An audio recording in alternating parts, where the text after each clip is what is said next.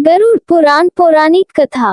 प्राचीन समय की बात है कि नैमिषारण्य क्षेत्र में शौनक आदि ऋषियों ने अनेक महर्षियों के साथ 7000 वर्ष पर्यंत चलने वाले यज्ञ को प्रारंभ किया था, जिससे उन्हें स्वर्ग की प्राप्ति हो सके। उस क्षेत्र में सूत जी पधारे तब ऋषियों ने उनका बहुत आदर सत्कार किया, क्योंकि सूत जी पौराणिक कथा कहने में सिद्धहस्त थे और उन्होंने विभिन्न रूपों से अनुभव प्राप्त किया हुआ था। इसीलिए सारे ऋषियों ने उनसे कहा, आप हमें इस संसार, भगवान, यमलोक तथा दूसरे शुभ अशुभ कर्मों के बारे में बताएं, जिससे मनुष्य किस रूप को प्राप्त होता है, इसका ज्ञान हमें देने की कृपया करें। सूत जी ने कहा, इस संसार जगत के निर्माता भगवान विष्णु है। वो जल में रहते हैं, इसीलिए उनका नाम नारायण है। वो लक्ष्मी जी के पति है। भगवान विष्णु ने हर युग में भिन्न भिन्न अवतार धारण करके पृथ्वी पर जन्म लिया है, ताकि वह धर्म का नाश कर सके और पृथ्वी की रक्षा कर सके। भगवान विष्णु ने राम का अवतार लिया और लंका के राजा रावण का वध करके अधर्म को खत्म किया। उन्होंने नरसिंह रूप में राजा हिरण्यकश्यप का वध करके भक्त प्रहलाद एवं दूसरे प्रजा की रक्षा की। भगवान विष्णु ने वराह रूप में भी अवतार लिया ताकि पृथ्वी का उद्धार कर सके और फिर मत्स्य रूप में अवतार लिया। वेद व्यास जी भगवान विष्णु के ही अंश है। वेद व्यास जी ने यह पुराणों की रचना की है। कहा जाता है कि एक सर्वोत्तम वृक्ष भगवान विष्णु है, उसकी दृढ़ मूल धर्म है, उसकी शाखाएं वेद है। उस वृक्ष के फूल रूप में यज्ञ को माना गया है और फल के रूप में मोक्ष को माना गया है। वह सर्वोत्तम वृक्ष रूपी भगवान विष्णु ही सारे फल और मोक्ष को देते हैं। एक समय पर पार्वती जी ने भगवान शिव से पूछा था, आप खुद ही एक भगवान हैं, इस संसार के रचयिता हैं, तो आप किसका ध्यान करते रहते हैं?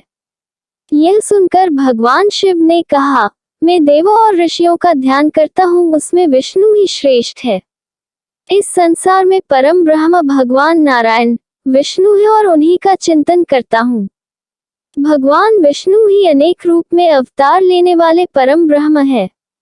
भगवान विष्णु ही अनेक रूप में पृथ्वी पर अवतार लेकर अधर्म का नाश करके धर्म की स्थापना करते हैं। इस प्रकार भगवान शिव ने पार्वती जी को भगवान विष्णु की महिमा बताई थी। तब ऋषियों को दूसरी बातें जानने की उत्सुकता हुई। ऋषियों ने सूत जी से कहा, हे प्रभु, आपने भगवान विष्णु की श्रेष्ठता के बारे में हमें जो भी ज्ञान दिया वह अत्यंत भयमुक्त करने वाला ज्ञान है। इसके अतिरिक्त आप हमें यह बताएं कि इस सृष्टि में आने के बाद भोगने वाले दुख और कष्ट को नाश कैसे किया जाता है। कृपा करके इसका उपाय हमें बताएं। आपके पास इस लोक एवं परलोक के दुखों का निवारण करने का ज्ञान है। हम यह जानना चाहते ही है कि यमराज के मार्ग तक पहुंचने में मनुष्य को किस प्रकार की मुसीबतों का सामना करना पड़ता है। सूत जी ने कहा, एक समय पर गरुड़ जी ने भी ऐसा प्रश्न भगवान विष्णु से किया था। उस समय भगवान ने जो भी ज्ञान दिया था वह ज्ञान मैं आप लोगों को दूंगा। यम का मार्ग बहुत कष्ट वाला है, किंतु आप अगर अपने कल्याण के लिए यह जानना चाहते हैं तो मैं आप लोगों को इसके बारे में बताता हूँ। गरुड़ जी ने जब भगवान विष्णु से पूछा था कि आपके नाम की आराधना करना तो अत्यंत सरल है, आपकी भक्ति करने के उपरांत भी मनुष्य नरक में क्यों जाता है? आपकी भक्ति के भिन्न भिन्न मार्ग और गतियां हैं, फिर भी मनुष्य जब आपकी भक्ति से वंचित रह जाता है तो उसे यह दुर्गम मार्ग कैसे मिलता है और इसके कष्ट क्या हो सकते हैं? पाप करने वाले पापियों की किस प्रकार दुर्गति होती है और किस रूप में उनको नरक मिलता है? आप मुझे कृपा करके बताएं। ऐसे पूछने पर भगवान विष्णु ने गरुड़ जी को कहा, हे गरुड़, मैं तुम्हें यम के मार्ग का ज्ञान देता हूँ। इसी मार्ग से पापी लोग यमलोक को प्राप्त करते हैं। इसका वर्णन अत्यंत भयानक है। जो मनुष्य उग्र स्वभाव के होते हैं, धन और मर्यादा का ज्ञान जिसमें नहीं है, जिनको संसार में मोह माया है, वो मनुष्य अपवित्र होते हैं और वही नरकलोक में जाते हैं। दानवीर मनुष्य मोक्ष को प्राप्त करते हैं और पापी लोग कष्ट पूर्वक यम की पीड़ा भोगते हुए नरक में जाते हैं। दुष्ट और पापी लोगों को इस संसार में किस प्रकार के दुख मिलते हैं, उनकी मृत्यु किस प्रकार होती है, उसका ज्ञान मैं तुम्हें देता हूँ। इस संसार में जब मनुष्य जन्म लेता ही है, तब वह अपने पूर्व जन्म के कर्मों के हिसाब से इस जन्म में शुभ अशुभ फल भोगता है। बुरे कर्मों के प्रभाव से व्यक्ति को रोग हो जाता है। परेशानियां और रोग से पीड़ित वह व्यक्ति निराश हो जाता है। व्यक्ति कितना भी बलवान हो, युवावस्था में उसके पत्नी पुत्र होने के बावजूद वह अचानक से भयभीत होने लगता है। काल उसको घेर लेता है। वृद्धा अवस्था में व्यक्ति को मृतक के समान रहना पड़ता है। घर के लोगों के द्वारा अपमानित होता है और अपमानजनक आहार लेता है। आहार लेने की शक्ति कम हो जाती है और इसकी वजह से चलने फिरने की शक्ति भी कम हो जाती है। कफ के कारण स्वर्ण नलियां चल नहीं पाती। स्वास्थ्य बिगड़ने लगता है। खटिया पे पड़ा रहता है। मृत्यु के निकट आ जाता है। मृत्यु के निकट आने पर देवता जैसे मनुष्य की दृष्टि भी दिव्य हो जाती है। मरते समय पापी के पांचों तत्व अपने स्थान छोड़ देते हैं और उसका एक क्षण भी मुश्किल से बीतता है। मनुष्य को इतनी पीड़ा होती है जितनी बिच्छू के काटने से होती है। यमदूतों के भय से उसके मुंह से जाग और लार गिरने लगती है। ऐसे ही पापियों के प्राण जब निकलते हैं तब उनको यमदूत मिलते हैं। यमदूत के लाल नेत्र होते हैं और मुख भयानक होता है। उस समय यमदूत अत्यंत क्रोधित होते हैं और उनके हाथ में पाश और दंड होता है और वह दांत को पिसते हैं। उनके मुख काले और नख विशाल होते हैं। उनको देखकर प्राणी भयभीत होकर मलमूत्र का त्याग करने लगता है। ऐसी अवस्था में जीव शरीर से निकल जाता ही है और मोह में अपने घर को देखता है और उसी समय यमदूत उसे पकड़ लेते हैं। यमदूत उसे गले में रस्सी बांधकर ऐसे ले जाते हैं जैसे गुनहगार को सिपाही राजा के पास ले जाते हैं। वे यमदूत मनुष्य को मार्ग में नरक के भयानक दुख और तकलीफों के बारे में बताते हैं और धमकियां भी देते हैं। यमदूतों की ऐसी कठोर वाणी को सुनता है और तड़पता है। भय से तड़पता वह मनुष्य अपने पापों को याद करते हुए उस मार्ग से जाता है। कुत्ते मार्ग में उसे काटते हैं। उस मार्ग में उसे खाने को खाना और पानी नहीं मिलता। सूर्य की तेज गर्मी में चलना पड़ता है।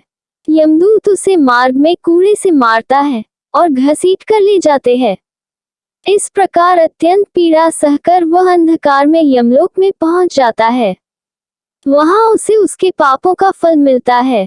यमराज उसे घोर नरक की यातना देकर फिर से मनुष्य लोक में भेजते हैं। अपने पुत्रों द्वारा दिए गए पिंड और दान को वह जीव खाता है, पर फिर भी पापी जीव होने के कारण उसकी तृप्ति नहीं होती। जिस मनुष्य का पिंड दान नहीं होता वह प्रेत योनि में रहकर निर्जन वन में दुख पूर्वक भ्रमण करते हैं। यम की यातना भोग बिना जीव को मनुष्य के रूप में जन्म नहीं मिलता और वह अन्य योनियों में भटकता रहता है। गरुड़ पुराण मृत्यु के बाद मरणासन व्यक्ति के कल्याण के लिए किए जाने वाले कर्म। उस पिंड के रोज 4 भाग होते हैं। उसमें से 2 भाग पंचभूतों को, 1 भाग यमदूतों को और 1 भाग उस जीव को खाने को मिलता है। ऐसे 9 दिन तक पिंडदान करते ही है और वे लोग खाते हैं। जब मनुष्य का शरीर जलाते हैं उसके बाद उनके पुत्र जो पिंडदान 9 दिन करते हैं उसे उस जीव को 10वें दिन देह मिलता है। वह जीव को देह आकार यमलोक मार्ग में अपने कर्मों को भोगना पड़ता है। अब किस तरह से 10 दिनों के पिंड से शरीर बनता है उसे बताता हूँ। पहले दिन के पिंड से सिर, दूसरे दिन से गर्दन और कंधा, तीसरे दिन हृदय, चौथे दिन पीठ, 5वें दिन नाभि, छठे दिन कमर, गुदा, लिंग, भग और मांस कैनपिंड आदि बनते हैं। 7वें दिन हड्डी और 8वें 9वें दिन जांघ और पैर। 10वें दिन के पिंड से इस शरीर में सुख, सुंधा, तृषा की उत्पत्ति होती है। इस तरह पिंड से शरीर उत्पन्न होता है और फिर 11वें और 12वें दिन के श्राद्ध में 2 दिन तक भोजन करता है। 13वें दिन वह जीव यमदूतों से बंधा हुआ अकेला संसार में आता है। हे गरुड़, वैतरणी को छोड़कर केवल यमलोक 86,000 योजन विस्तीर्ण है। अब इस जीवन में रोज 24 घंटों में क्रमशः 247 योजन यमदूतों के संग निरंतर चलना पड़ता है। चलने वाले इस मार्ग के अंत में 16 गांव पड़ते हैं। उनको पार करके धर्मराज के नगर में वो पापी जीव पहुंच पाता है।